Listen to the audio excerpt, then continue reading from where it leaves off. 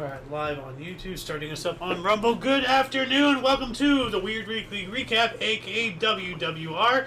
This show is a dive into the odd, obscure, bizarre, in other words, for strange world of notable events, weather, and sports, aka news. I'm Xander. Golden Loon. And you, viewer, are you. Thank you so much for coming in and watching us. Today is Saturday, aka Saturday, March 29th, 2025. Let's get into the news today, shall we? Okay, let's see here. Over here we have... Woman poisons co-workers' drinks for months out of pure malice. Wow. Holy cow. Now, wait a minute. No, we've covered this one last month. Last week. We did? No, wait. No, we haven't. This is a different poisoning story. But last week we did cover a poisoning story. Good grief. No, remember, like they were friends, and then one got mad that they got the promotion, and then she started poisoning her? Yeah, I remember. Yeah, but this is something else. Okay. Wow. 56-year-old Polish woman, what's with women and poisoning people? Seriously. Was arrested and charged with systemically adding toxic substances to a co-worker's drink simply because she disliked them. Wow. It's unclear when the unnamed cleaning woman started poisoning her colleague, but the 51-year-old victim started feeling seriously under the weather a few months ago.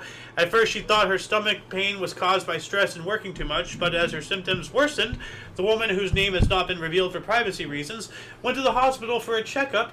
Doctors there told her that she showed signs of internal injury similar to those caused by toxic substances, and asked if she had been ingesting something she wasn't supposed to.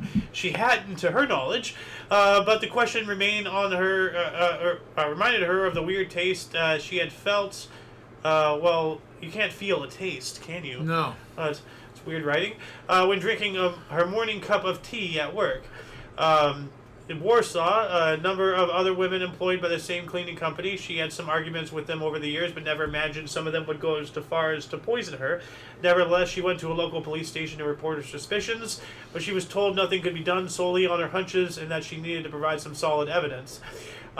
Simply having her Coca-Cola bottle and cup of tea tested for toxic substances wouldn't have solved the problem, as she couldn't prove who had been poisoning her. So she installed a hidden camera in her quarters on Medalus Street. It wasn't long before she learned that one of her co-workers, a 56-year-old Polish woman, was spraying cleaning agents and other corrosive substances in her tea and soda bottle. Wow. Jeez. Yikes. Oh, hey, we have a video here. So, remove that volume there. So, here we go. So, we have, she's getting a bottle. She's, okay, which one do I want to use? So, she's choosing. So, here we go. We have the, whatever that is. Right into the tea. Wow. Wow. Oh, and then she stirs it. Wow. Okay, that is obviously like attempted homicide right there. So I hope she gets what's coming to her. Pretty much damning evidence right there. Yep. And if anybody who's watching is interested to read the entire article, I'm getting back to the practice of putting them in the underbar preemptively, so they're already down there, at least on the YouTube side. Moving on up, man faces 10 years in prison for trying to collect all the elements in the periodic table. I think I already know why. Do you know, though? No, I don't, but there's some pretty nasty elements in there. Uranium. Yeah. There you go. I mean, that's one. There has to be one. I'm sure there's more, but... Oh, crikey! Australian man is accused of breaking his country's nuclear non-proliferation laws for ordering a sample of plutonium online in a bid to collect all the elements in the periodic table. So it was plutonium, not uranium. But still, there you go. Is that the Demon Core right there? Wasn't that in Back to the Future? I'm sure plutonium was readily available. Oh, well, the plutonium, yeah, like on every corner market. But here in 1955, it's not. Okay, so it was plutonium. So I don't think we need to read any more of that.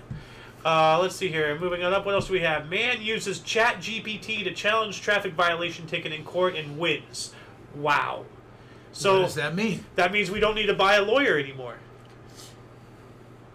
Read on. Tell me what's going on. A 23-year-old Kazakh man recently became the first person in his country to use ChatGPT, because you know what that is, right? No.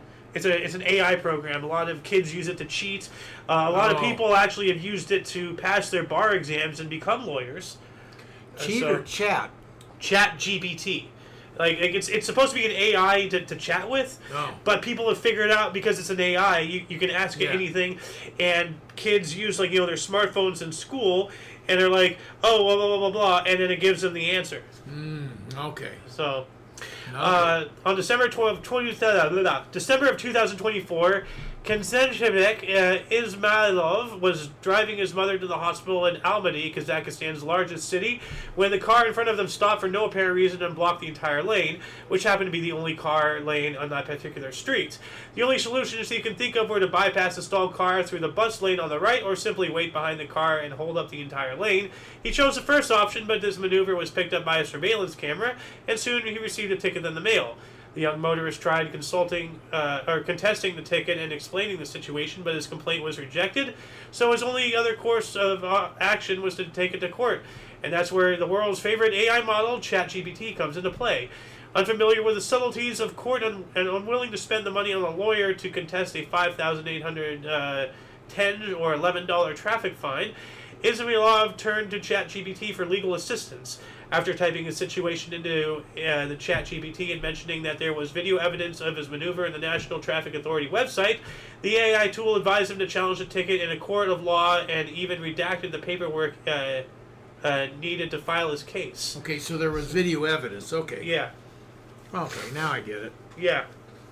Detailing his experience on Twixter, Konstantinovich said that his traffic authority personnel were initially very rude, rejecting his complaint outright and claiming that this decision to pay the fine was essentially an addition of guilt.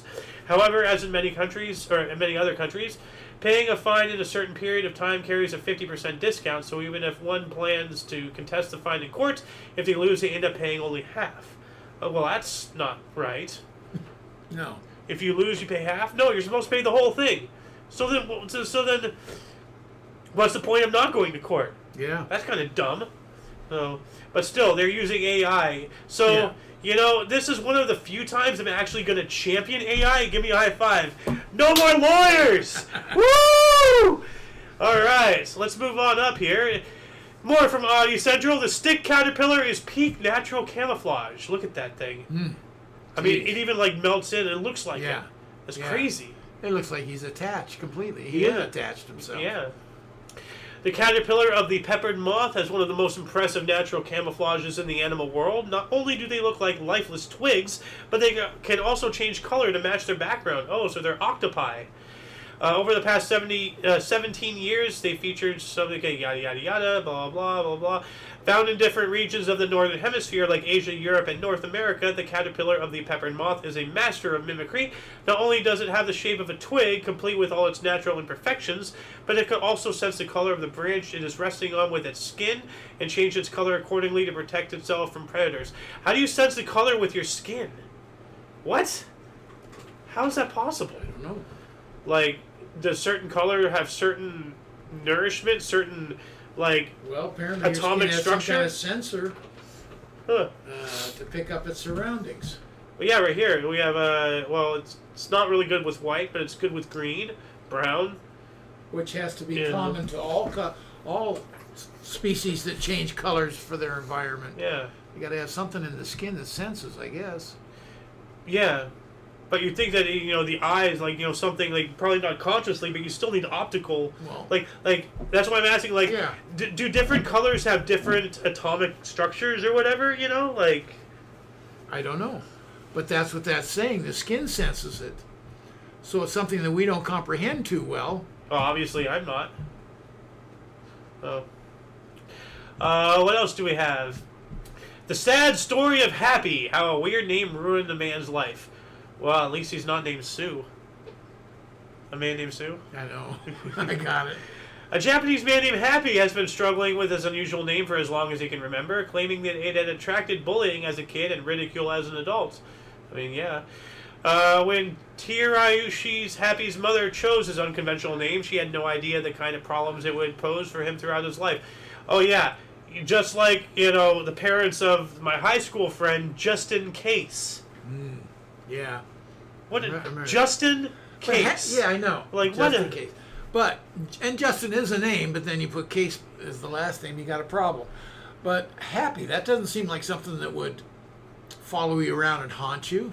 Well, I mean, like I've heard a story about someone whose last name was Cradle, and they named their child Robin. Robin Cradle. You know, like Robin the Cradle, Robin the Grave type of thing. Okay, yeah.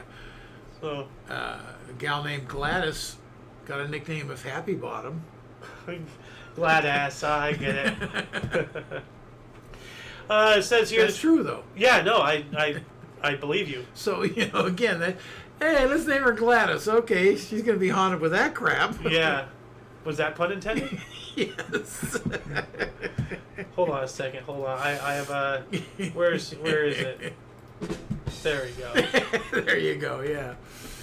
Anyway, the 27-year-old man insists that he bears no grudge towards his mother, and she only named him Happy to express the overwhelming joy she felt when he was born. In fact, that is the only reason why he never went through with legally changing his name, despite the misery it caused him. When he was a small boy, the other kids teased and even bullied him because of his name, and unfortunately, things did not improve with age. Companies always thought he was joking when he sent in his resume for employment, and the unusual name even ruined his romantic relationship. Wow, that's it's funny. Tough. And this name is something, but there are bullies, and then there's people being bullied. Yeah. And I don't know what the makeup of it is, but for some reason, kids get targeted to be bullied. I was one of them. And, okay. So, Happy could have been a big leader of bulliers, So, a lot of his personality, not just the name. The name's the channel. Yeah. You know what I'm saying? But, I mean, shouldn't be done. I'm sorry, but Happy doesn't seem like you'd get a problem with. Well, kids are going to bully you no matter what. It doesn't matter what your outlook is. They're just going to pick you apart, and this was an easy picking, unfortunately. So, anyway, moving on up here, more from Oddity Central. Finally, company creates world's first self-cooling beverage can. Okay.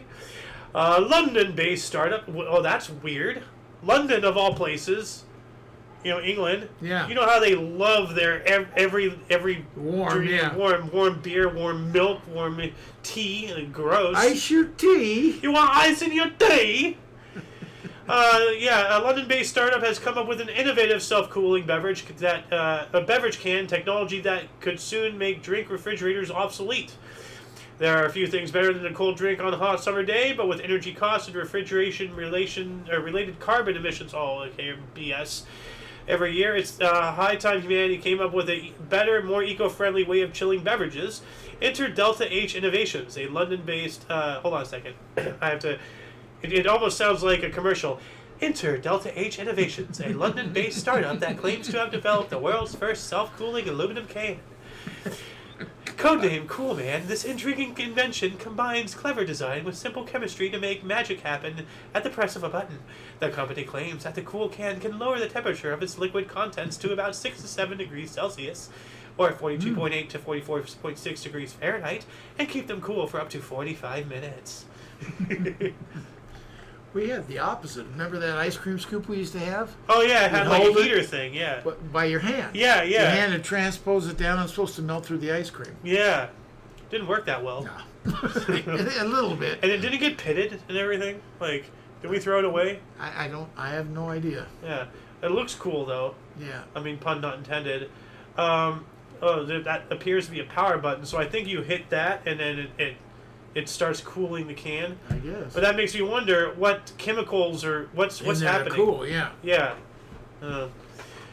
What else do we got? Man unable to get a job after having his ID stolen and used by criminal. That's not fun. That's terrible. A German man has been unable to find employment for the last 4 years after having his ID card stolen during a trip to London and waking up with a lengthy criminal record to his name. A 24-year-old Rami Batik's nightmare began 5 years ago, following a short holiday in London in 2019. So he was only 19. Wow. So like 19, 18, 20, somewhere in there. He had traveled to the UK with his passport and ID, or he had traveled to it with his passport and ID card, but at one point realized that he no longer had the latter. He assumed that he lost it or it had stolen, or had it stolen, but didn't think much of it, and and used a passport to return to Germany, where he simply applied for another ID card. The young man carried on with his life, finished his studies, and after completing his vocational apprenticeship at Vodafone Finance in Bonn, he was offered a job opportunity at the corporation and another one with the local tax office. Remy had a brilliant career in front of him, but before he could make up his mind about what job offer to accept, both opportunities evaporated because a routine check revealed that he had a criminal record in the UK. So, be careful with your IDs out there, everybody. No kidding. Yeah. That just sucks. Try to fix that, too. Yeah. Yikes. Probably would be easier to change your name. Well, no, because everything comes with you. Yeah. And if you change your name, that just looks even more guilty. Worse, yeah. So, best of luck to this guy. No kidding. Moving on up, man suffers kidney failure after doing 2,000 squats to win a bet. Well, this is why women live longer than men. A young man in Russia was hospitalized and treated for kidney failure after doing 2,000 squats to win a bet with his friend. Doctors at the nephrology department at the Vladivostok Clinical Hospital No. 2 in Primorsky Krai, Russia, recently reported that the unusual case of a man in his early 20s who was hospitalized with severely reduced kidney function as a result of physical overextension. The patient told doctors that his troubles began after winning a bet with his friend who challenged him to do 2,000 squats in a set period of time. Confident in his physical abilities, he accepted, but after completing the challenge, he began experiencing troubling symptoms. His legs, which had never failed him before, became sore and extremely swollen. His urine turned dark brown, and before long, he couldn't urinate at all. Scared, he sought medical help and was diagnosed with rhabdomyolysis. It sounds awful. I would have done something when the urine changed, like immediately. Something's not good, I can't speak to that at all after what I went through last year of ignoring problems. Yeah, you didn't go through it alone. Poof, there goes the appendix, blew up. Yeah, and what did we learn? Not to ignore your body. Yes. Walk it off. No. Yeah. Not the answer like it was when you were a kid. You see, you can try to ignore me when I'm annoying you. But almost impossible. Yeah, but then even worse is when you're trying to ignore your body. That's when actual danger happens. So. See, I desperately need my wife around.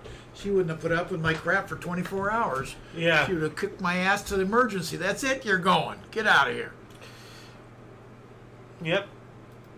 Moving on up, man requires medical attention after getting girlfriend's hand stuck in his mouth. Okay. And I see they didn't uncapitalize the F here. So, it's Spooky again. I remember that guy. Doctors at a hospital in Jilin, China, recently reported one of their most bizarre cases yet. A woman who had gotten her hand stuck in her boyfriend's mouth while trying to film a funny video. Clips and photos of a couple walking into the emergency room of a hospital in Jin province have been doing the rounds on Chinese social media. Wow. The premise doesn't sound very intriguing, but what really attracted people's attention was the woman had her hand in the man's mouth. Apparently, they had tried to shoot a funny video to post it online, which they tried to see if the woman's hand was small enough to fit in her boyfriend's mouth. She managed to stuff her fist into his mouth just fine, but when she tried to pull it out, his mouth muscles stiffened and the hand became stuck. After repetitively trying to pull her hand out from the mouth, the young woman decided that they needed medical attention. There's a video here. Oh, wow. Jeez. Stupid. Absolutely stupid. I mean... Not when you're involved in that. That had to be horrible. A knuckle sandwich is not finger food. Okay? This guy legitimately got... I hope they get married. The only thing that'd be worse if she were a mute and he had to explain how with a hand. Trust me, this is miserable. She's just going... I'm sorry, move on. Well, I was thinking of a worse joke. No, don't go there. Wow. Anyway, moving on up. Russian activists want 2 Turkish soap operas banned because they make Russian men look bad. It's a weird way to title that. Members of the State Duma, Russian parliament, and activist organizations in Russia have called for the ban of Turkish soap operas because their perfect male protagonists put Russian men in bad light. Okay, well, why don't you better your country? How about that? You can look at most sitcom humors, and it's usually normal or whatever women, smart, normal, banging on, not banging, but making fun of doofus guys. Oh, yeah. Well, that's more Western media. Yeah, but I'm saying we see that all the time. Yeah. Well, there's a war on men in Western culture, that's for sure. Anyway, it says here, representatives of the Veterans of Russia movement have appealed to the Russian State Duma and Roskomnadzor, the agency responsible for monitoring and censoring the media in Russia, to ban Turkish soap operas due to their projection of an unrealistic image of men, which makes women lose interest in Russian men, ultimately contributing to the country's demographic decline. In its petition, Veterans of Russia proposed introducing the concept of destructive propaganda, calling Turkish soap operas part of an ideologic war for minds that target Russian women and threaten to destroy the institution of family in the country. Well, that may be an actual thing. That it might actually be like real that the Turkish Turkish media is doing this to swing out. There's all sorts of this under the radar. It's a stretch, though. Stuff. What they're concluding is, I'm saying the scenario may be accurate, may not, who knows, but the conclusion is a stretch for me. You know what they're taking it to some kind of level that. Well, I have an idea. Instead of trying to knock others down, put yourself up. There you go. What an idea. Well, moving on up from UPI, raccoons impede attempts to capture Wisconsin Zoo's escaped otters. The Wisconsin Zoo is searching for a pair of escaped otters, said one of the animals was nearly caught in a trap, but the attempt was foiled by a meddling raccoon. The new zoo and adventure park in Green Bay, which previously revealed North American river otters Louie and Ophelia escaped during a March 20 snowstorm, shared video from a camera set up to monitor a trap located near the zoo. The zoo said at least one of the otters had repeatedly visited the traps, but only attempted to enter the contraption after it had already been sprung. Quote, raccoons have unfortunately impeded some of our efforts, even setting off one trap not long before an otter arrived and tried to enter it, end quote. Officials said they are now attempting to use raccoon-proof traps to ensnare the fugitive otters. And we have a video here. So the raccoon is straight up like, oh, I got you, bro, and preventing the otter from getting trapped. But I know where the otters are. They're on the otter side. Ah. All right. That joke was utterly ridiculous. So. What else do we got here? Minnesota's cat 18.5-inch tail earns Guinness World Records title. It's pretty self-explanatory. Yeah. Oh, pretty cool. Yeah. Mm. We also have drawing bought for $12 in Pennsylvania might be an authentic Pierre Auguste Renoir. A Pennsylvania woman. Renoir? Is that Renoir? Renoir? No. I don't speak French. I don't either.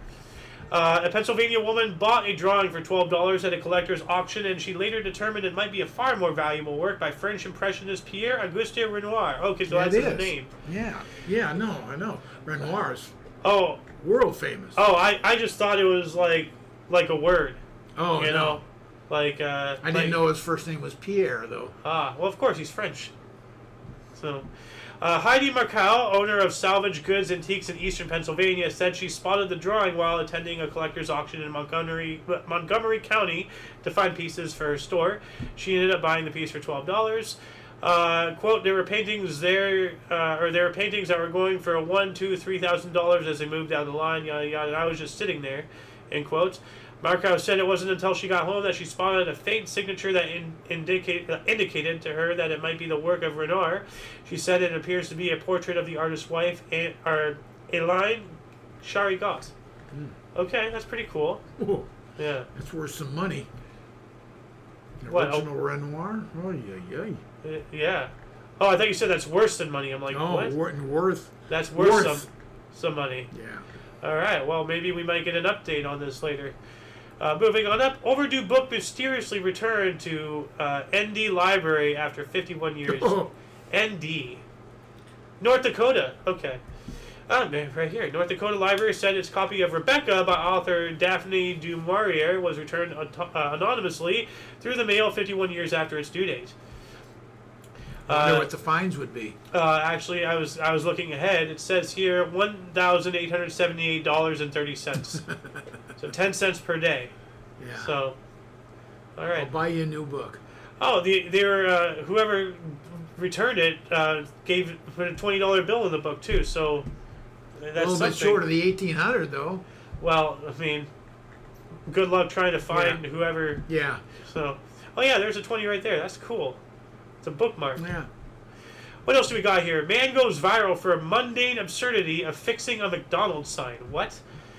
A British man has become the unlikely hero of social media after he took it upon himself to repair a McDonald's restaurant sign that had become an object of curiosity for a Facebook group. Is this a McDaniel's thing?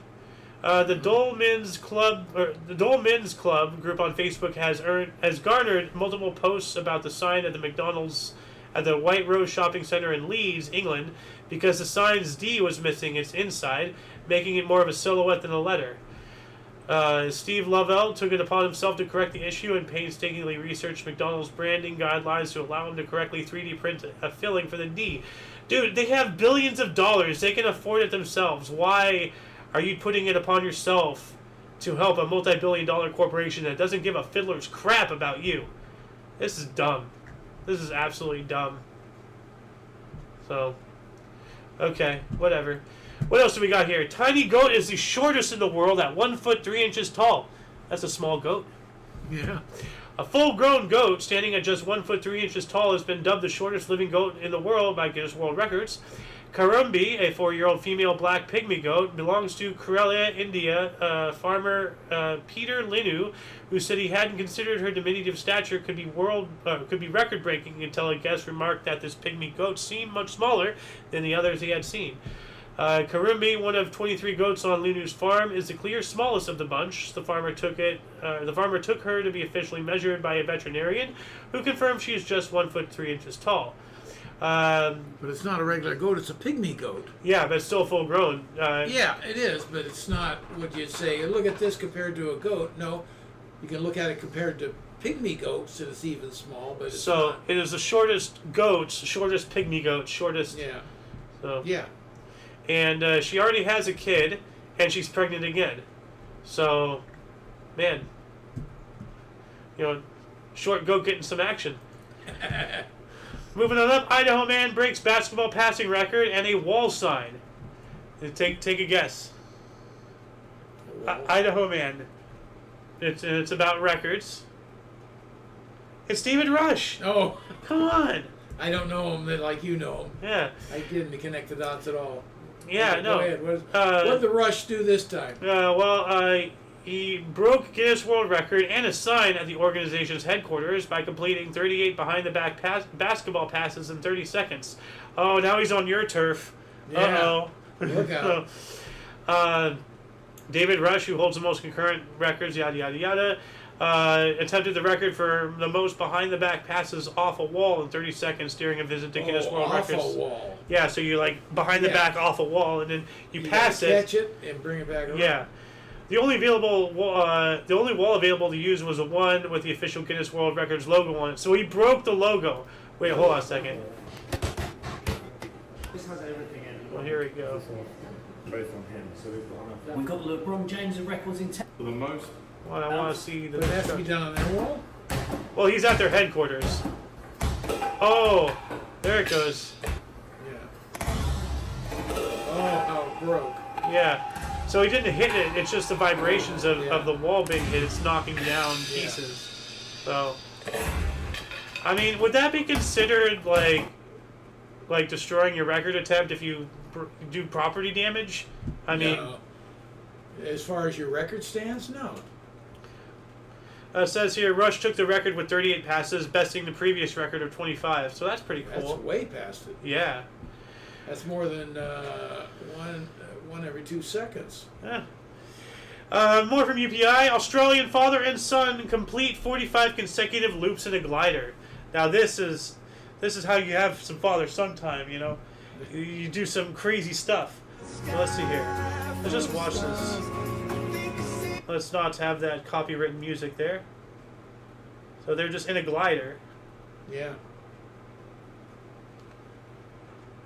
And just doing flips. Barrel roll.